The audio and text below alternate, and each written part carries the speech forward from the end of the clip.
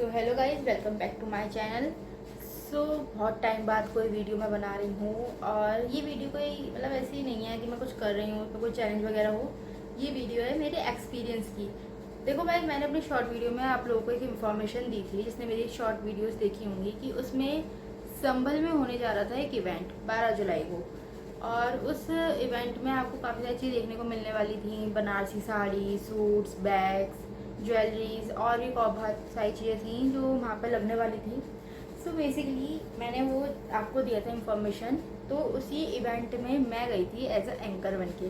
मैं वहाँ पर एंकरिंग करने गई थी और मैं बता देती हूँ आपको, पूरी चीज़ बताती हूँ कि वो इवेंट मेरी बुआ ने ऑर्गेनाइज़ करा था। इवेंट जो है बुआ जो है सब जगह करती हैं, वो अपने इवेंट्स करती हैं। उस इवेंट्स में स्टॉल्स लगते हैं। तो उन्होंने फ़र्स्ट टाइम संभल में करा था और संभल में उन्होंने जो है कुछ ज़्यादा पता नहीं था। तो मैं जो है बुआ के साथ ऐसे उनको पूरी हेल्प वगैरह करी थी। तो बुआ ने मुझसे कही थी कि एंकरिंग तुझे करनी है। मैंने कहा बुआ मैं एंकरिंग क्यों करूँगी, मुझे नहीं आती एंकरिंग करनी। और उसमें तो बहुत सारी चीज़ें होती हैं, बहुत लोगों को अच्छे तरीके से बताना होता है सारी चीज़ें, मुझसे नहीं होगा यार।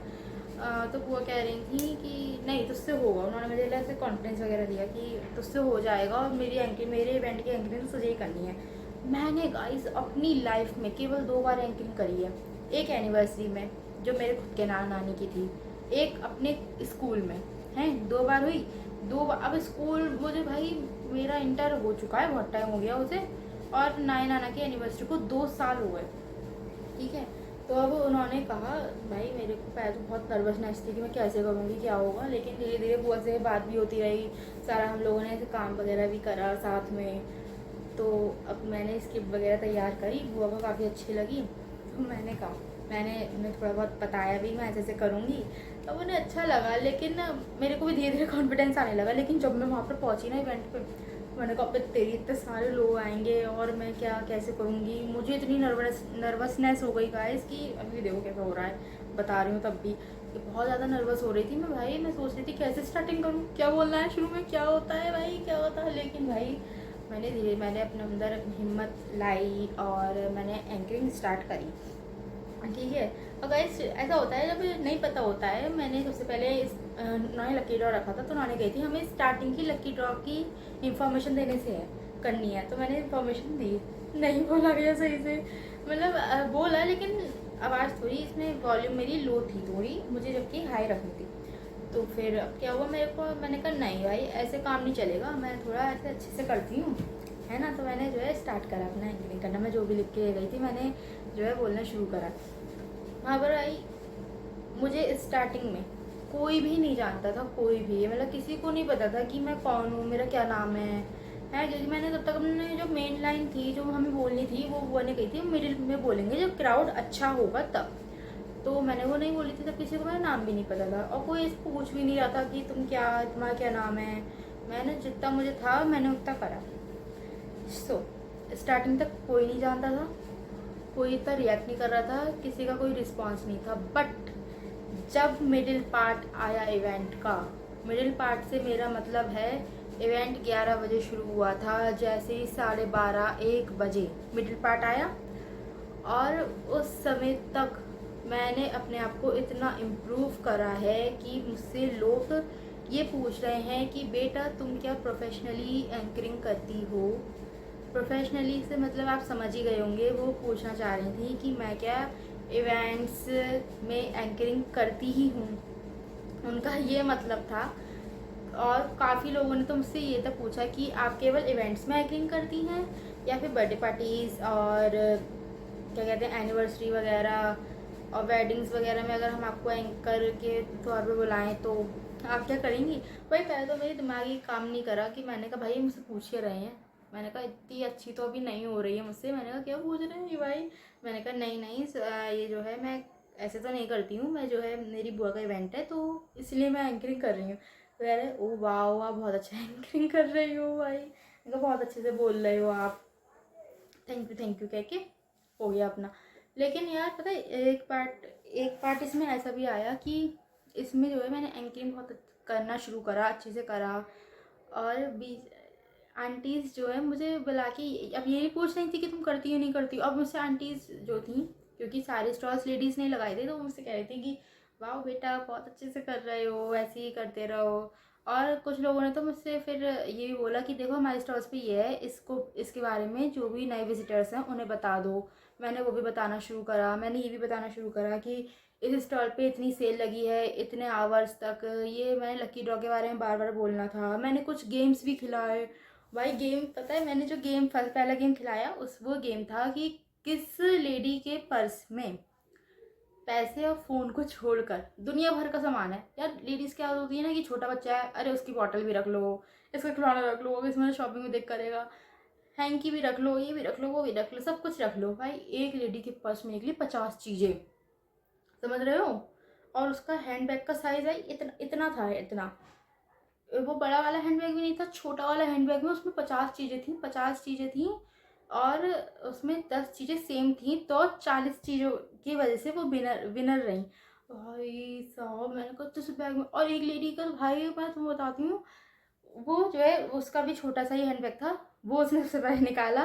वो आती है ना वो मशीन गूगल पे वाली, बोलती है कि आपके अकाउंट में इतने आ गए हैं। भाई वो पूरा ही पेटीएम निकाल के लाई। मैंने कहा मैम आपके जो है चलते फिरते क्या कोई भी पैसे ट्रांसफ़र कर देता है, आपको क्या ये क्यूआर कोड रखना पड़ता है साथ में।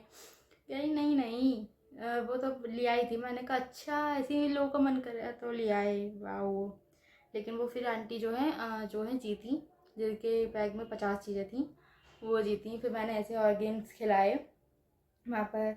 एक गेम वहाँ पर मैंने खिलाया जैसे जिसने सबसे ज़्यादा शॉपिंग करी है इस इवेंट में, एक था डिजिटल पेमेंट। और भी जिन्होंने सेम कपड़े पहन रखे हों पर उनका कोई ना कोई ब्लड रिलेशन हो, वो था। और एक गेम था कि किसके पास 1 2 5 10 20 के सिक्के हैं, जल्दी से आइए। और बीच बीच में लकी ड्रॉप की इंफॉर्मेशन देना। तो पता है भाई लास्ट ऐसी मैं मतलब टाइम के अकॉर्डिंग ही सब कुछ बोलना था। तो मैंने जो है गेम खिलाया, और उसमें जो है उसके बाद मैंने बोला कि कम ऑन गाइस अच्छे से शॉपिंग करिए, मतलब ऐसे काफ़ी सारी लाइनें मैंने बोली। भाई मैं देख रही हूँ सामने वाले स्टॉल पे, जो सामने वाला स्टॉल है उस पर मेरी बुआ भी खड़ी हैं। अब तुम लोग इस पे बोलोगे कि तुम्हारी बुआ है, वो तो तुम्हारी ताली बजाएंगी, बट उस पर मेरी बुआ नहीं थी।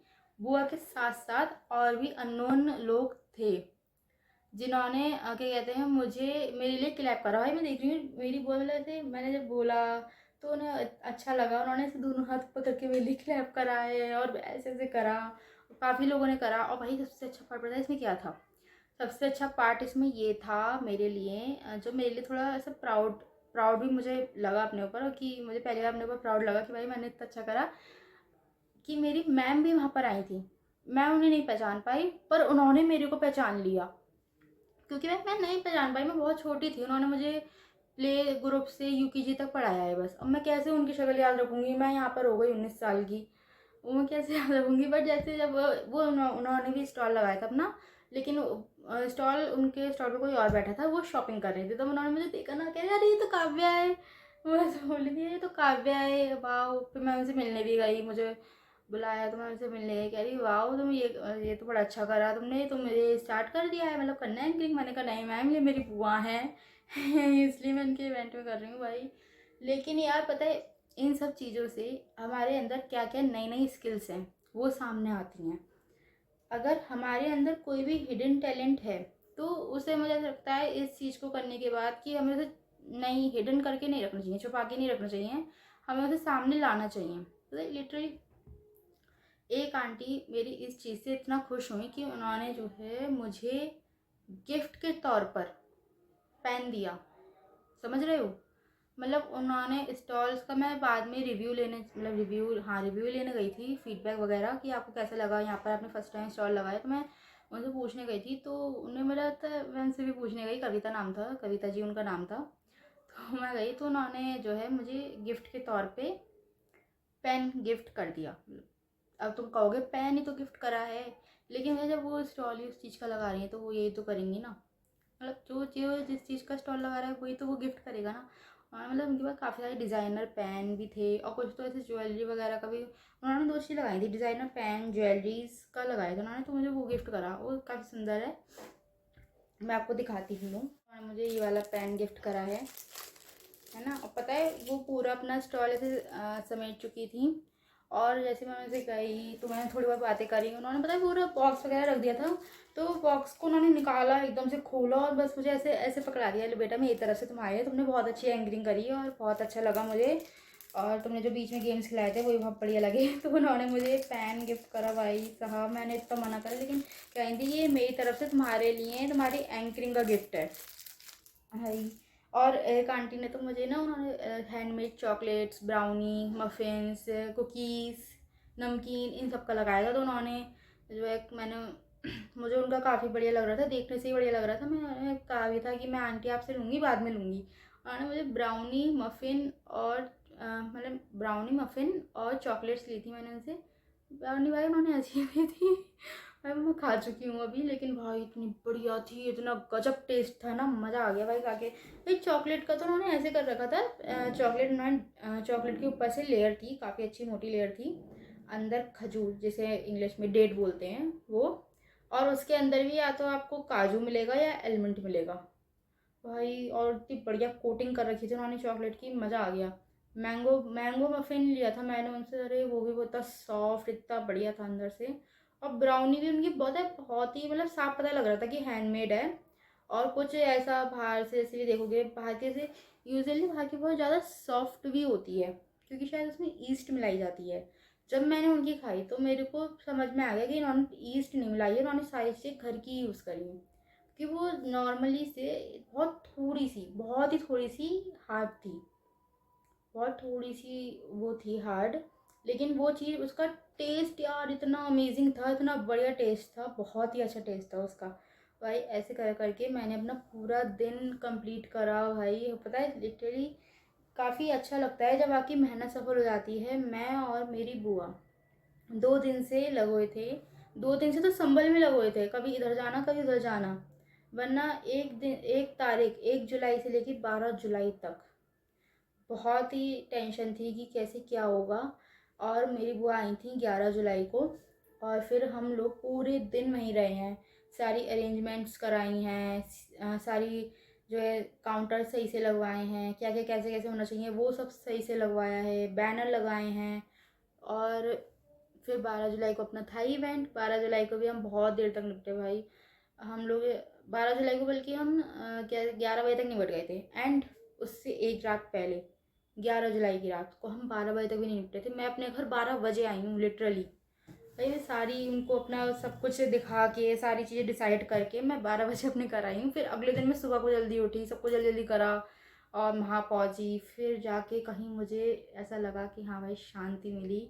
एंड जितने भी लोग थे किसी ने भी मुझे ऐसा नहीं कहा कि तू अगर ऐसे करती तो और अच्छा रहता, अब तुम लोग कहोगे यहाँ पर कि तुम्हारे फैमिली थी तो क्यों कहेगी। लेकिन भाई फैमिली की के अलावा भी बहुत सारे लोग थे जो इन्हें मैं नहीं जानती थी, वो मुझे नहीं जानते थे पहले, बट अब वो लोग जान गए हैं। काफ़ी लोगों ने मुझे अपने, काफ़ी लोगों ने तो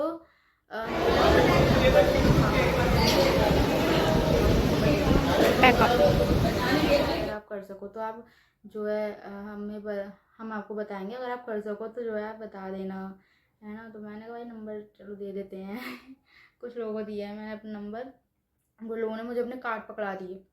क्या है वो तो अपनी प्रमोशन करने के लिए दे ही देते हैं लोग, लेकिन मैंने मांगे भी नहीं थे, अपने आप ही बेटा आपने बहुत अच्छा करा, वैसे ही हमारा कार्ड है, कभी आप विज़िट करना हमारी शॉप पर। अभी तो इसे काउंटर वगैरह से बैठ गया था, अगर मैं बीच में कुछ लेती भी तो नहीं ले पाती, इसलिए उन्होंने मुझे अपने कार्ड दे दिए। लेकिन ओवरऑल मेरा एक्सपीरियंस जो भी था बहुत अमेजिंग था, बहुत अच्छा था। मैं अब सबसे यही कहूँगी कि अगर आपके अंदर टैलेंट है तो आप वो करिए, आप उसे छुपा कर मत रखिए लोगों से, आप अपने टैलेंट को बाहर निकालिए। और कभी कभी अपना टैलेंट ही आपकी मतलब ऐसे पहचान बन जाती है। तो प्लीज़ आगे बढ़िए, अपने आप को मत रोकिए। फिर ओके टाटा बाय बाय, मिलते हैं नेक्स्ट वीडियो में।